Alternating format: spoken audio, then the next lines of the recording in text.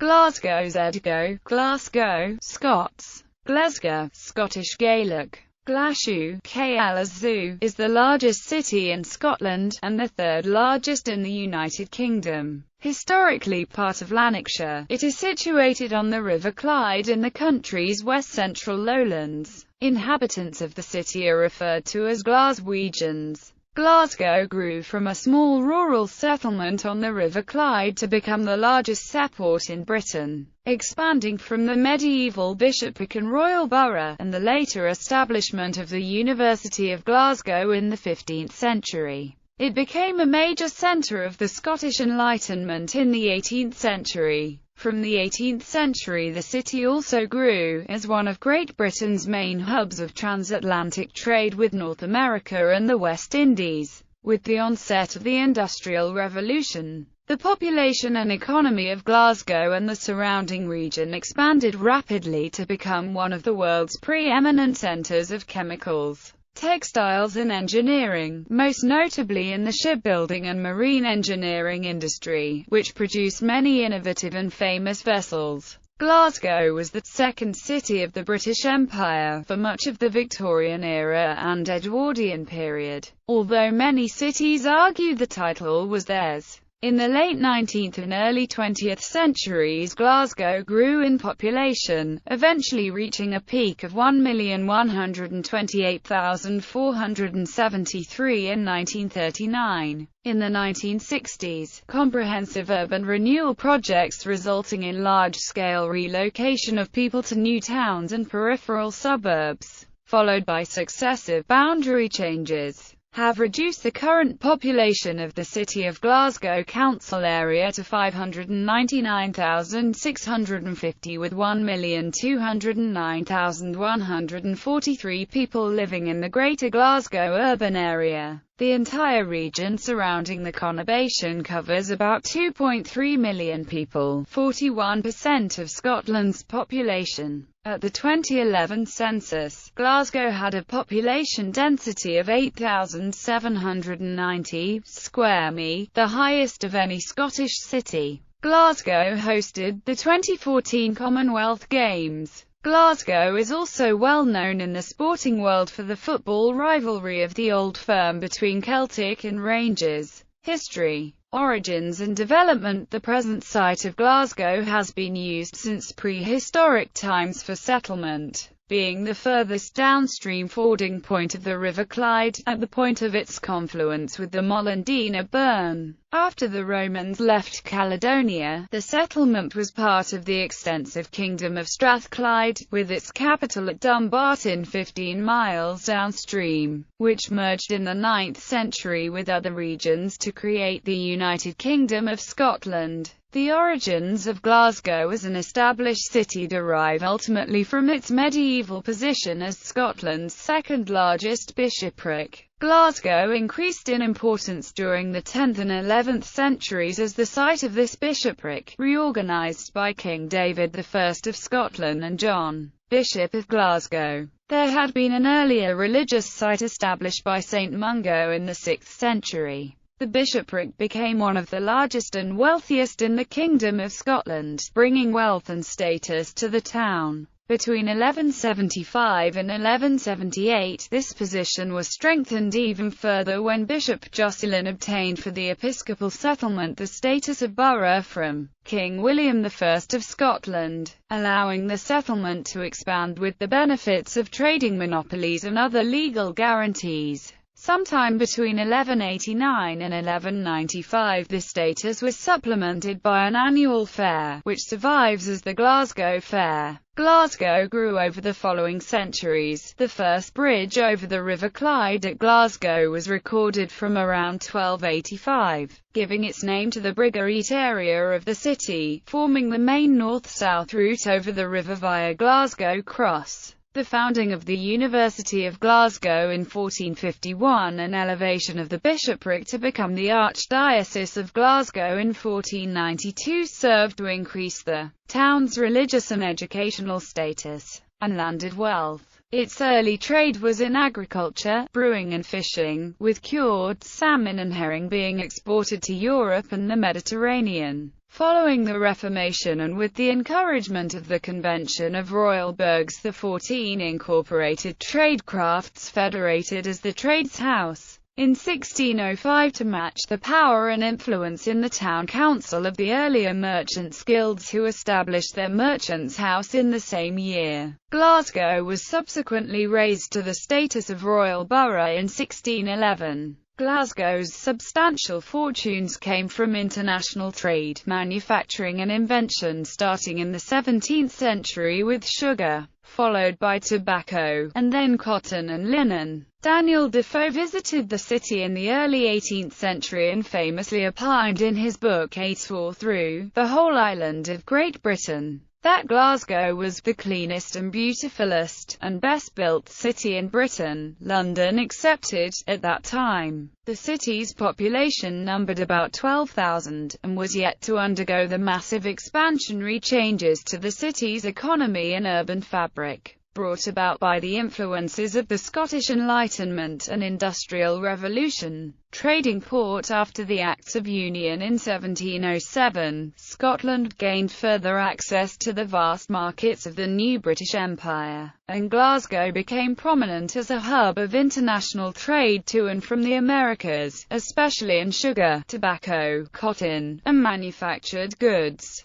The city's tobacco lords created a deep-water port at Port Glasgow on the Firth of Clyde, as the river within the city itself was then too shallow. By the late 18th century, more than half of the British tobacco trade was concentrated on Glasgow's River Clyde, with over £47 million of tobacco being imported each year at its peak. At the time, Glasgow held a commercial importance as the city participated in the trade of sugar, tobacco and later cotton. Industrialisation. The opening of the Monkland Canal and basin linking to the Forth and Clyde Canal at Port Dundas in 1795 facilitated access to the extensive iron ore and coal mines in Lanarkshire. After extensive river engineering projects to dredge and deepen the River Clyde as far as Glasgow, shipbuilding became a major industry on the upper stretches of the river, pioneered by industrialists such as Robert Napier, John Elder, George Thomson, Sir William Pearce and Sir Alfred Yarrow. The River Clyde also became an important source of inspiration for artists such as John Atkinson Grimshaw, John Knox, James Kay, Sir Muirhead, Robert E.D., Stanley Spencer and L.S. Lowry, willing to depict the new industrial era and the modern world.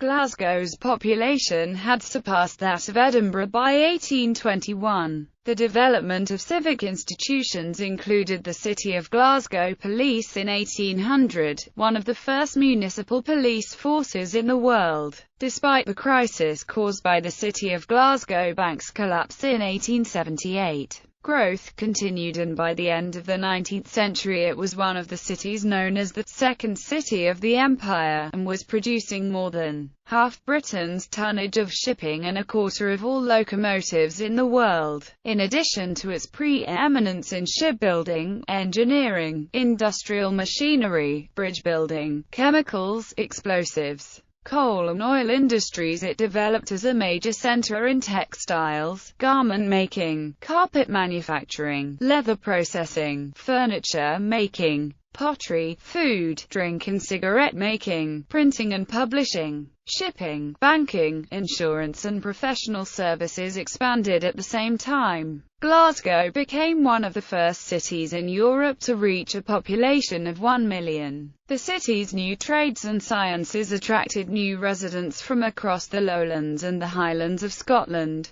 from other parts of Britain and Ireland and from continental Europe. During this period, the construction of many of the city's greatest architectural masterpieces and most ambitious civil engineering projects, such as the Milngavie Water Treatment Works, Glasgow Subway, Glasgow Corporation Tramways, city chambers, Mitchell Library and Kelvingrove Art Gallery and Museum were being funded by its wealth. The city also held a series of international exhibitions at Kelvingrove Park in 1888, 1901 and 1911. With Britain's last major international exhibition, the Empire Exhibition, being subsequently held in 1938 at Bellahouston Park, which drew 13 million visitors. The 20th century witnessed both decline and renewal in the city. After World War I, the city suffered from the impact of the post-World War I recession and from the later Great Depression. This also led to a rise of radical socialism and the Red Clydeside movement. The city had recovered by the outbreak of World War II and grew through the post-war boom that lasted through the 1950s. By the 1960s, growth of industry in countries like Japan and West Germany weakened the once preeminent position of many of the city's industries. As a result of this, Glasgow entered a lengthy period of relative economic decline and rapid deindustrialization, leading to high unemployment, urban decay, population decline, welfare dependency and poor health for the city's inhabitants. There were active attempts at regeneration of the city, when the Glasgow Corporation published its controversial Bruce Report, which set out a comprehensive series of initiatives aimed at turning round the decline of the city. The report led to a huge and radical program of rebuilding and regeneration efforts that started in the mid-1950s and lasted into the late 1970s. This involved the mass demolition of the city's infamous slums and their replacement with large suburban housing estates and tower blocks. The city invested heavily in roads infrastructure, with an extensive system of arterial roads and motorways that bisected the central area. There are also accusations that the Scottish Office had deliberately attempted to undermine Glasgow's economic and political influence in post-war Scotland by diverting inward investment in new industries to other regions during the Silicon Glen boom and creating the new towns of Cumbernauld, Glenrothes, Irvine, Livingston and East Kilbride, dispersed across the Scottish lowlands to halve the city's population base. By the late 1980s, there had been a significant resurgence in Glasgow's economic fortunes. The Glasgow's Miles Better campaign, launched in 1983, and opening of the Borough Collection in 1983 and Scottish Exhibition and Conference Centre in 1985 facilitated Glasgow's new role as a European centre for business services and finance and promoted an increase in tourism and inward investment. The latter continues to be bolstered by the legacy of the city's Glasgow Garden Festival in 1988, its status as European City of Culture in 1990, and concerted attempts to diversify the city's economy. Wider economic revival has persisted and the ongoing regeneration of inner-city areas, including the large-scale Clyde waterfront regeneration, has led to more affluent people moving back to live in the centre of Glasgow, fueling allegations of gentrification. The city is now considered by Lonely Planet to be one of the world's top 10 tourist cities. Despite Glasgow's economic renaissance, the east end of the city remains the focus of social deprivation. A Glasgow economic audit report published in 2007 stated that the gap between prosperous and deprived areas of the city is widening. In 2006, 47% of Glasgow's population lived in the most deprived 15% of areas in Scotland,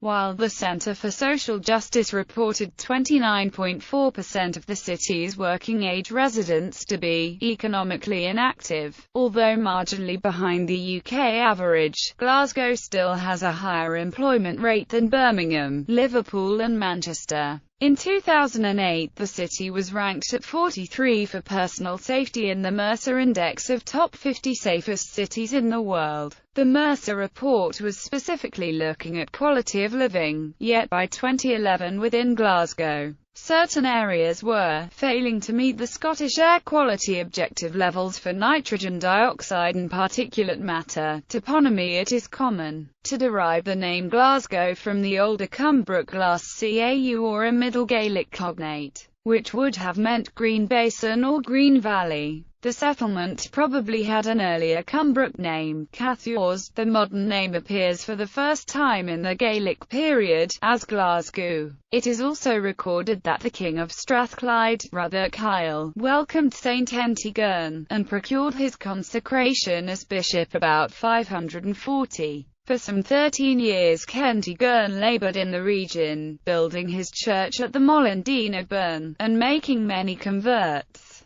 A large community developed around him and became known as ʻɡlɑːzɡoʊ. Heraldry. The coat of arms of the city of Glasgow was granted to the royal borough by the Lord Leon on 25 October 1866. It incorporates a number of symbols and emblems associated with the life of Glasgow's patron saint, Mungo, which had been used on official seals prior to that date. The emblems represent miracles supposed to have been performed by Mungo and are listed in the traditional rhyme. Here's the bird that never flew, here's the tree that never grew, here's the bell that never rang, here's the fish that never swam. Saint Mungo is also said to have preached a sermon containing the words, Lord, let Glasgow flourish by the preaching of the word and the praising of thy name. This was abbreviated to, let Glasgow flourish, and adopted as the city's motto. In 1450, John Stewart, the first Lord Provost of Glasgow,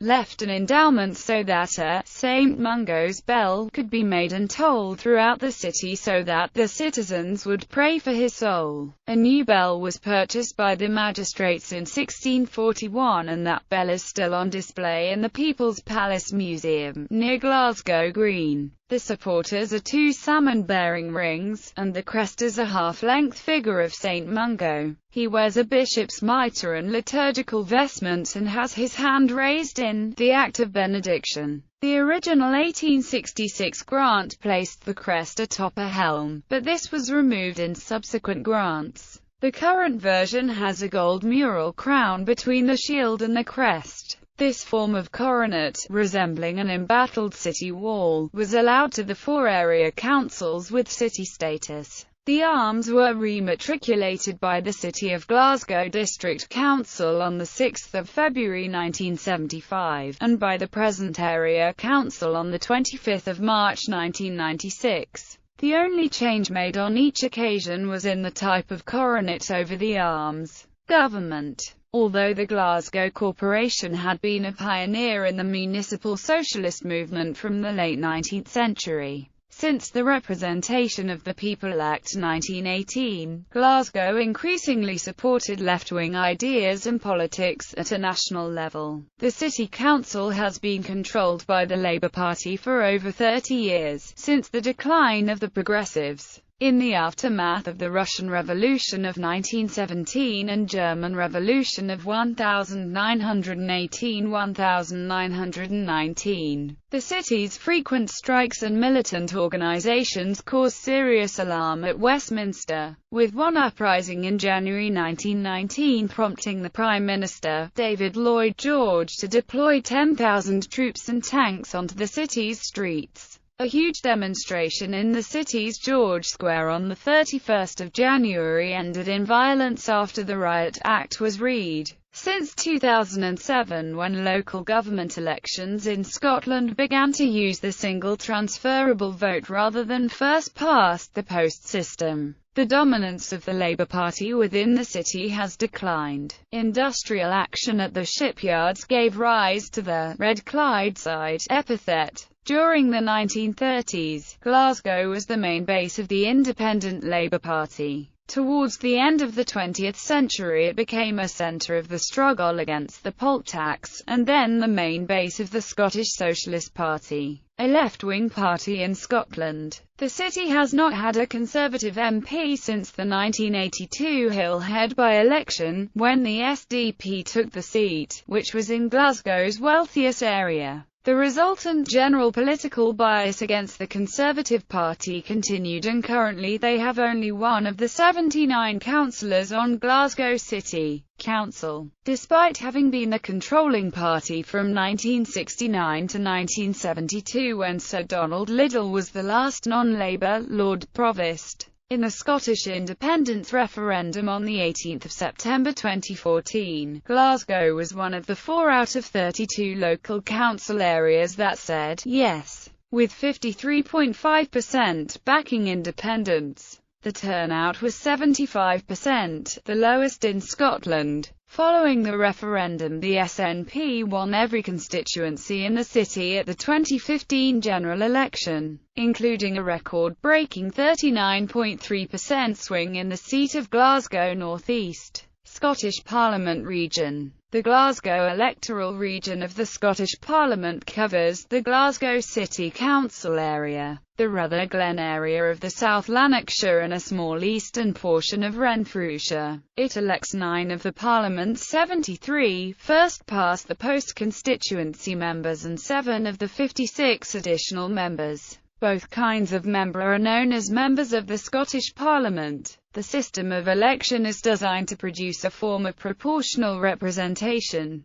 The first-past-the-post seats were created in 1999 with the names and boundaries of then-existing Westminster constituencies. In 2005, the number of Westminster members of Parliament representing Scotland was cut to 59, with new constituencies being formed, while the existing number of MSPs was retained at Holyrood. In the 2011 Scottish Parliament election, the boundaries of the Glasgow region were redrawn. Currently, the 9 Scottish Parliament constituencies in the Glasgow electoral region are Glasgow Anniesland, Glasgow Cathcart, Glasgow Kelvin, Glasgow Maryhill and Springburn, Glasgow Pollock, Glasgow Provan, Glasgow Shettleston, Glasgow Southside, Rutherglen. British Parliament constituencies. Following reform of constituencies of the House of Commons of the Parliament of the United Kingdom in 2005, which reduced the number of Scottish members of Parliament, the current Westminster constituencies representing Glasgow are Glasgow Central, Glasgow East, Glasgow North, Glasgow North East, Glasgow North West, Glasgow South, Glasgow South West,